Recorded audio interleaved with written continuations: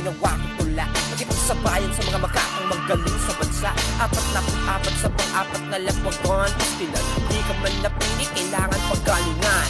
Kasi sa pag-alig, inahanglan o galingan ko. Di ba sabot, ba mga bok, pasensya kung medyo sinok. Puting Bisaya para makita mga Bisaya. Di basta-basta ko yung bata ng Makata na galing pang Butron City.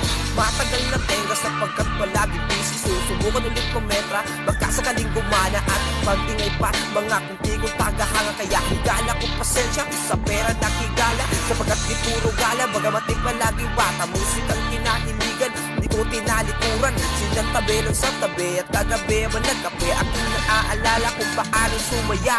Di man ako sumika pero laging kilala. Ako yung bata na di bata lang, ikaw ay bata lang. Kaya kung sino ang lamang, di na kailangan magbilang. Ako'y sanay sa sikap, pagkat laki sa hirap. Kahit gano'n kahirap, ako'y nagsusumikap. Mga pangarap, baka sakaling akin ding mayakap. Mahagilap at mahawakan din ang aking palad. Sa kada araw, maraming darating sa ating pisubok. Huwag kang manghina, tibayan mo iyong dugo. Maraming magaling sa minahalating larangan. Kisiksikan sa mga meron ng napatunayan. Kaya patuloy pa rin kahit bitin, sa malakupan pa rin. Basta ang importante sa akin, ako ay masaya. Hindi ko na iniisip sinasabi ng iba. Basta't ang mahalaga, mahal ko ang musika.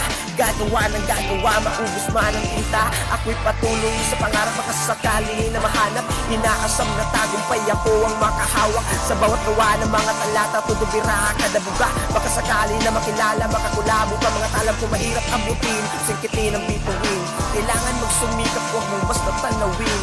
Hindi magkakabuti kung wala kang gagawin. Subukan mo lang puntahan, baka iyo rin marating. Kasi bawal tumigil at hindi pwedeng huminto. Yan ang payo ng Makata na iniidolo ko. Kasi bawal tumigil at hindi pwedeng huminto. Yan ang payo ni Kuya Aristotel Polisco.